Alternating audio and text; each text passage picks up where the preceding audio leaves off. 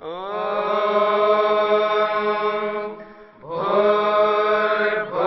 स्वः तत्सवितुर्वरेण्यं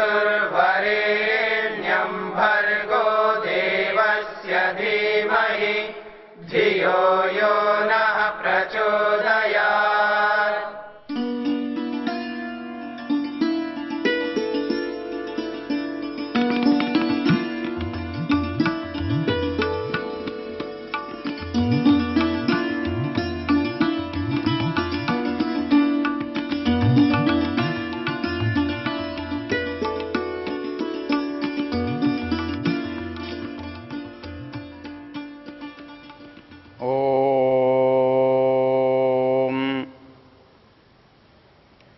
मनुष्य के जीवन को सुखी और व्यवस्थित करने के लिए वेद ने जो दिशा निर्देश दिए हैं, उनका जो व्याख्यान हमारे शास्त्रकारों ने किया है, उनसे दो बातें बहुत स्पष्ट होती हैं।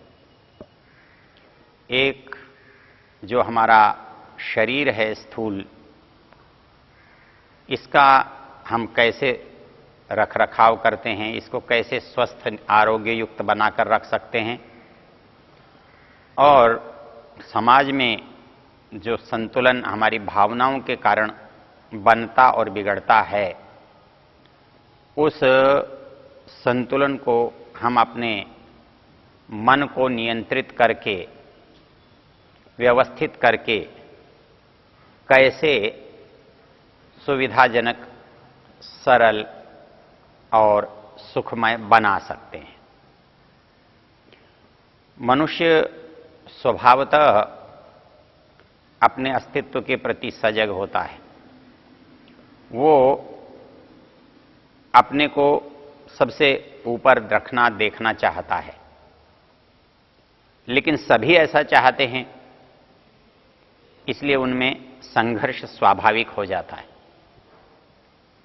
अपनी श्रेष्ठता सिद्ध करने का जो प्रकार है, वो पशुओं में बल है।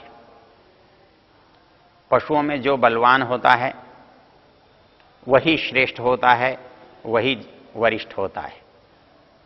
जो निर्बल हो जाता है उसे पशु समुदाय में बलवान पशु बाहर कर देता है। लेकिन मनुष्यों में ऐसा नहीं है। मनुष्यों के ज्येष्ठ और श्रेष्ठता की जो योग्यता है, वो बुद्धि से निर्भर होती है। कहीं हम आयु से बड़े होते हैं, कहीं हम अपने स्थान के कारण बड़े होते हैं, कहीं हम ज्ञान के कारण बड़े होते हैं, कहीं हम धन के कारण बड़े होते हैं। ये जो बड़प्पन है, ये पशुओं में नहीं है। ये ज्येष्ठता पशुओं में नहीं, ये केवल मनुष्यों में है। तो हम जैसे जैसे ज्येष्ठता को स्वीकार करते हैं, श्रेष्ठता को मान्यता देते हैं, तो उसमें हमारे मन पर हम उसी तरह से नियंत्रण करते हैं। मनुष्य के अंदर जो स्वाभाविक अहम की स्थिति है, उसे हम कैसे नियंत्रित करते हैं? वो अहम प्रकट करने का जैसा प्रकार होता है, नियंत्रित करने का भी वैसा ही उपाय होता है। जो बहुत सामान्य व्यक्ति है, वो अपना अस्तित्व अपनी आजीविका तक स्वीकार करता है। जो आजीविका के बल पर चलता है, वो अपने अस्तित्व के लिए जो संघर्ष करता है, उसकी एक सीमा है, और उस सीमा में उससे आगे वो नहीं बढ़ता है। आजीविका के लिए संघर्ष। मुनि जी, ओम। मनुष्य का जो अस्तित्व है, दो रूपों में है। एक अस्तित्व जो हमें दिखाई देता है, जिसे हम शरीर के रूप में देखते हैं। जो कुछ हम करते हैं कहीं पर वो शरीर के लिए करते हैं, लेकिन केवल शरीर के अस्तित्व से हमारे संपूर्णता नहीं होती। शरीर के अंदर जो हमारे मन, बुद्धि, आत्मा, उनका अस्तित्व इसको चलाता है। इसलिए हमें इसके समाधान के साथ साथ उनकी भी व्यवस्था करनी होती है। हमें आवश्यकता शरीर की भी होती है और हमारे मन की भी होती है। तो शरीर की आवश्यकताओं के लिए जो हम संग्रह करते हैं, तो सब लोग अपना अपना संग्रह करते हैं। आवश्यकताओं के साधनों को हम जुटाते हैं। उस संग्रह से सामान्य जो पशु जगत है वो उतना ही करता है जितने में उसके शरीर की, उसके वर्तमान की आवश्यकता पूरी होती है। उसका जो मानसिक धरातल है वह भी उसके बल पर ही निर्भर करता है। एक समुदाय में उसका नेतृत्व या उसकी श्रेष्ठता, उसका प्रतिपादन उसे स्वयं करना होता है, अपने बल से करना होता है। इसके विपरीत मनुष्य समाज में श्रेष्ठता सिद्ध करने के लिए हमें समाज के लोगों की सहायता लेनी पड़ती है, उनका सहयोग लेना पड़ता है। हमारी श्रेष्ठता केवल बल से नहीं होती, केवल आयु से नहीं होती, केवल ज्ञान से नहीं होती, केवल धन से भी नहीं होती, लेकिन इनसे भी होती है। तो जो हमारी ये श्रेष्ठता है, हमारा जो ये बड़प्पन है, ये अनुभव कौन करता है? ये अनुभव हमारा मन करता है। हमारा मान हुआ है, हमारा अपमान हुआ है, इसकी अनुभूति हमारे मन में होती है। हम अपने मन से उस सुख और दुख का अनुभव करते हैं। इसलिए समाज में जितने भी लोग हैं, वो समूह में बंटे हुए हैं, वर्ग में बंटे हुए हैं। हमारी प्रवृत्तियों का एक विभाजन है और वो हमारी प्रवृत्तियां कैसे नियंत्रित होती हैं, मन किस तरह से उनको अपनाता है, प्रकाशित करता है, अनुभव करता है। तो जो हमारे सबसे समाज में कमजोर स्तर के लोग हैं, वो केवल आजीविका तक ही अपने को सीमित रखते हैं। उनका मान सम्मान, उनका अच्छा बुरा उनकी आजीविका से जुड़ा हुआ है। वो आजीविका के लिए अपने मन को बहुत कमजोर भी कर लेते हैं, झुका भी लेते हैं, अपने अहम को समाप्त भी कर लेते हैं। इसके ऊपर जब समुदाय उठता है तो जो समुदाय में दूसरा चरण है, जो अपने को, अपने अहम को, अपनी सत्ता को साधनों से प्रकाशित करता है, वो साधनों की विशालता से अपने को विशाल मानता है, साधनों के संग्रह से वो अपने को बड़ा मानता है, साधनों के अधिकार से वो अपने को सत्ता वाला मानता है।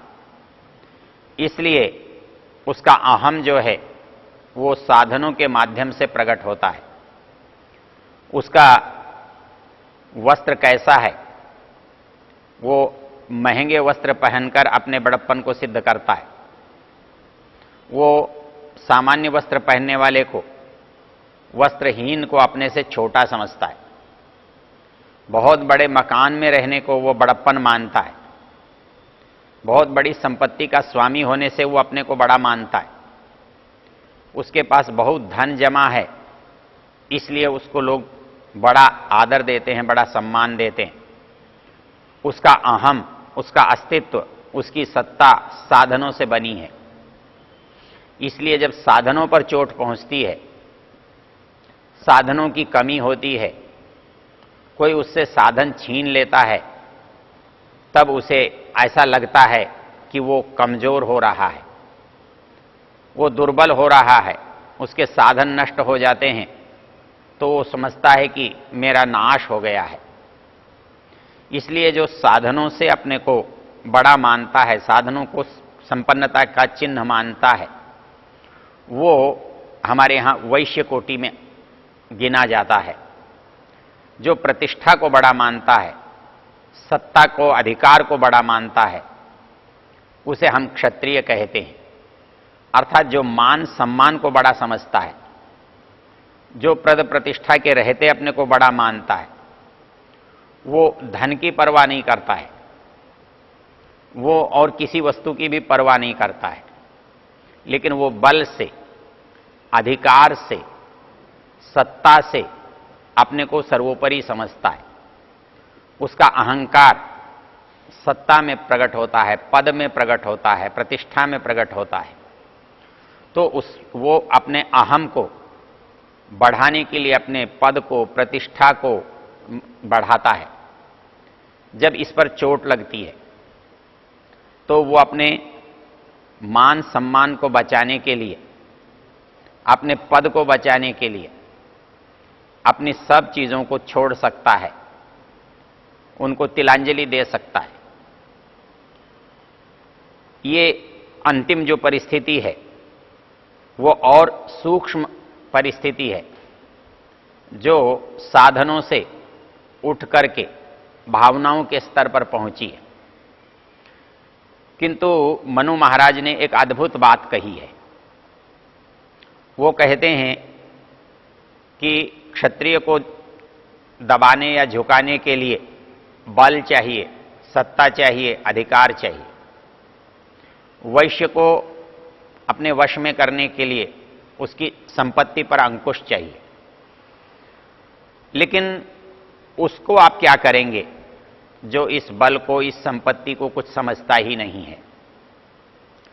तो अंतिम जो चीज बनती है, जो प्रतिष्ठा, जो मान, जो सम्मान हम चाहते हैं, जो स्वाभाविक हमारे अंदर पैदा होता है, दुनिया में ऐसा बनना तो पड़ता है कि हमको सम्मान प्रभावित न करे, किंतु ऐसा होता नहीं है कि हमें सम्मान प्रभावित न करे। जो किसी भी दृष्टि से अपने वश में नहीं आता, लोग उसको सम्मान से वश में ले लेते हैं, उसका आदर करके उसे वश में ले लेते हैं, उसको बहुत प्रेम से अपना करके उससे वो काम करा लेते हैं जो वो नहीं कर सकता है, उसे नहीं करना चाहिए। इसलिए मनु महाराज ने एक पंक्ति लिखी है, सम्मानात् ब्राह्मणो नित्यम उद्विजेत विषादिव अमृतस्येव चाकांक्षित अवमानस्य सर्वदा। इसमें दो बड़ी विचित्र बातें हैं, और वो विचित्र बात यह है कि जो मनुष्य का सहज सामान्य स्वभाव है उनसे वो मेल नहीं खाती। वो कहते हैं कि ब्राह्मण को सम्मान से दूर रहना चाहिए। दूर रहना चाहिए, ये बात तो ठीक लगती है, लेकिन सम्मान से उसे डरना चाहिए। इस तरह से डरना चाहिए जैसे कोई सांप से, बिच्छू से डराता है। जैसे बिच्छू से डरा जाता है, सांप से डरा जाता है, वैसे कोई सम्मान से डरे ऐसा सहज नहीं लगता, प्राकृतिक नहीं लगता, जल्दी संभव नहीं लगता। लेकिन कसौटी है, और वो कसौटी ये है कि ब्राह्मण को ब्राह्मण बनने के लिए, ब्राह्मणत्व प्राप्त करने के लिए उसे अपने को सम्मान से न दबने वाला, न डरने वाला, न वश में आने वाला बनना होगा। क्योंकि आप सामान्य व्यक्ति को उनकी आजीविका से वश में करते हैं, आप वैश्यों को, साधन संपन्न लोगों को उनके साधनों पर अंकुश लगा के वश में कर लेते हैं। जो पदासीन हैं, प्रतिष्ठित हैं, शक्तिशाली हैं, उनको बल से वश में कर लेते हैं, उनकी पद प्रतिष्ठा से उनको घटाकर, दबाकर वश में कर लेते हैं। अंत में एक व्यक्ति बचता है जो न तो प्रतिष्ठा से डरता है, न साधन संपन्नता का उसको भय है, उसे आजीविका की चिंता भी नहीं है, तो उसको डराने का एकमात्र साधन बचता है उसका सम्मान, उसका आदर। तो लोग ये समझते हैं और किसी वस्तु से कोई व्यक्ति अपने वश में आए ना आए, सम्मान से तो वश में आता ही है। इसलिए मनु महाराज ने यहां पर एक बात कही, सम्मानात ब्राह्मणो नित्यम उद्विजेत विषादिव। मतलब ब्राह्मण का ब्राह्मणत्व इसमें है कि वो सम्मान से भी प्रभावित न हो, अर्थात जो उसका कर्तव्य है, जो उसका उत्तरदायित्व है, उसको कोई छीनना चाहे, उसको कोई दबाना चाहे, उसे बलपूर्वक रोकना चाहे, उनसे तो न रुके। किंतु ऐसी भी परिस्थिति बन जाए कि वो मान सम्मान से, प्रतिष्ठा के भय से भी उस काम को न छोड़े। कोई ये समझता हो ऐसा करूंगा तो लोग अपमान करेंगे, ऐसा करूंगा तो मेरी प्रतिष्ठा घट जाएगी, ऐसा करूंगा तो मेरे अनुयायी बिखर जाएंगे, तो ऐसा सोचकर भी जो करना चाहिए, जो कर्तव्य है, उसका पालन जो करता है, तब उसे ब्राह्मणत्व की प्राप्ति होती है।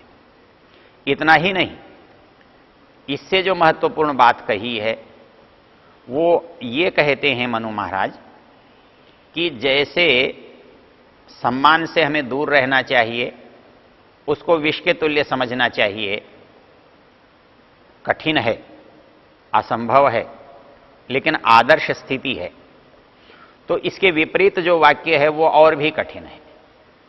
वो कैसे कठिन है? कहते हैं कि अपमान की इच्छा भी करे। दुनिया में कोई भी प्राणी, कोई भी मनुष्य ऐसा नहीं हो सकता जो अपमान की इच्छा करे। यह हो सकता है सम्मान की मन में होने पर उसको प्रकट न करे, यह हो सकता है कि वो अपने अंदर की इच्छा को समाप्त कर दे, लेकिन यह कैसे संभव है कि वो अपमान की इच्छा करे? लेकिन मनु महाराज कहते हैं सम्मानात ब्राह्मणो नित्यम उद्विजेत विषादिव। और अंतिम जो बात है महत्वपूर्ण, वो है अमृतस्येव चाकांक्षेत अवमानस्य सर्वदा। जो अपमान है उसे अमृत के तुल्य समझे, उसकी इच्छा करे। जैसे कोई व्यक्ति अमरता को चाहता है मृत्यु के बदले में, मृत्यु के बदले में जीवन की इच्छा करता है, जैसे कोई व्यक्ति अपने जीवन को बचाने के लिए चाहता है, वैसे ही उसे अपमान की इच्छा करनी चाहिए। ये एक ऐसी विरोधी चीज है, इस विरोधी बात को हम कैसे समझें, कैसे इसे स्वीकार करें? तो यहां समझने की बात इतनी है कि जिस चीज से हमारा पतन हो सकता है, आदमी को उससे बचना चाहिए, आदमी को उससे डरना चाहिए। ये डरना और बचना ही सम्मान की न चाहना और अपमान की चाहना है। अर्थात हम अच्छी तरह जानते हैं कि ये परिस्थिति हमारे पास कब आती है, हमें कोई कब डराता है, कब दबाता है, कब धमकाता है, कब मारने की इच्छा करता है। जब हम किसी को हानि पहुंचाते हैं, सामान्य रूप से किसी को भी हानि पहुंचाना गलत है, हानि पहुंचाना बुराई है, हानि पहुंचाना पाप है। किंतु जो हानि पहुंचाने वाले हैं उनका उपाय करना, वो स्वाभाविक रूप से उनकी हानि होती है। किसी की धन की हानि होती है, किसी की शक्ति की, पद की हानि होती है। तो ऐसी स्थिति में हम ऐसा करें कि जो हमारा कर्तव्य है उससे हम कभी च्युत ना हो, हम कर्तव्य से विमुख ना हो। तो विमुख नहीं होने की जो परिस्थिति है, उसके जितने भी संभावित द्वार हैं बिगड़ने के, जितने भी संभावित परिस्थितियां हैं हमको विचलित करने की, उन सब पर सावधानी पूर्वक अंकुश लगाया गया है।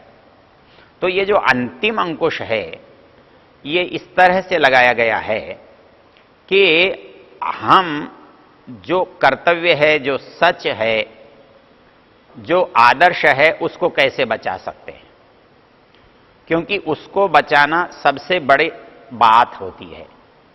तो जो ब्राह्मण जो कहलाता है, अपने आप को ब्राह्मण जो बनना चाहता है, तो उसका उत्तरदायित्व है, जो सच है, जो वास्तविक है, जो आदर्श है, उसकी रक्षा करना। तो उस आदर्श की रक्षा करने के लिए उसे यदि प्राण भी देने पड़ते हैं, मान सम्मान भी अपना खोना पड़ता है, साधन संपन्नता भी उसकी चली जाती है, तो भी उसे वह त्याग नहीं करना चाहिए। सत्य का त्याग कभी नहीं करना चाहिए। तो उसका अस्तित्व किससे है? सामान्य मनुष्य का, सामान्य प्राणी का अस्तित्व उसके भोजन से है, उसकी आजीविका से है, उसके जीवन के साधनों से है। किंतु जो उससे कुछ ऊंचा उठा हुआ है, दूसरे स्तर का है, उसका अस्तित्व उसके साधनों से है, वो उसके भवनों से है, उसकी संपत्तियों से है, उसके पास जो पशु हैं उनसे है। तो वो अपने को बड़ा मानता है, तो वो अपने अस्तित्व को बचाने के लिए उनको बचाता है, और उसका अस्तित्व समाप्त करने के लिए वो समाप्त होते हैं। जो व्यक्ति अपने को बड़ा परिवार का मानता है, जो अपने बड़े अंगरक्षक मानता है, जो बड़े सैनिक मानता है, जिसके पास बल है, जिसके पास अधिकार है, वो अपने अधिकार से अपने को स्थापित करता है। लेकिन ब्राह्मण अपने को सत्य से स्थापित करता है। और लोग इन साधनों के लिए, इन पदों के लिए, इन प्रलोभनों के लिए वो इसको छोड़ सकते हैं। लेकिन ब्राह्मण का ब्राह्मणत्व तो इस बात में है कि वो सत्य के लिए जीवित रहे, आदर्श के लिए जीवित रहे, जो उचित है उसके लिए उसको संघर्ष करें। तो उसको संघर्ष करने में जो बाधाएं आती हैं, वही बाधाएं हमारे इन वर्ण व्यवस्थाओं में हैं। तो इसलिए ब्राह्मण के पास कोई इस तरह की बाधा न हो जो उसको उसके आदर्श से पीछे हटा सके, उसको उसके कर्तव्य से विमुख कर सके। इसलिए शास्त्र ने कहा है कि वो सम्मान की इच्छा न करे और अपमान से भयभीत न हो, तभी वो सत्य की रक्षा कर सकता है।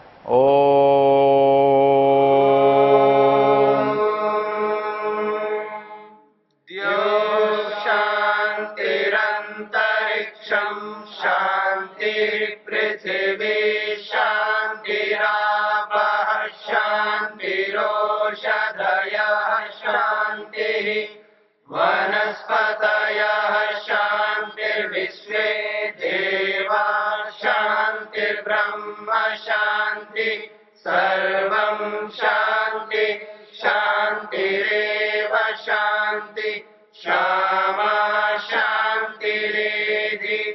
ओम शांति शांति शांति।